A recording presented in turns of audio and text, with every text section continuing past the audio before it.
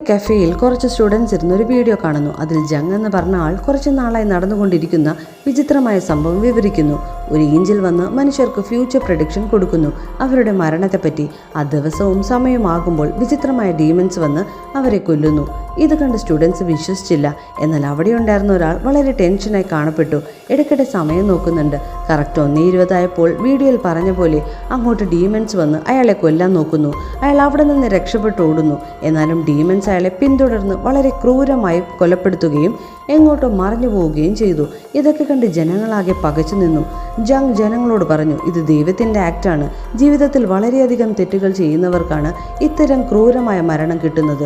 ജങ് ഓർഫണേജിലാണ് വളർന്നത്. ആരുമില്ലാത്തതിനാൽ ആത്മഹത്യ ചെയ്യാൻ ഒരുങ്ങി.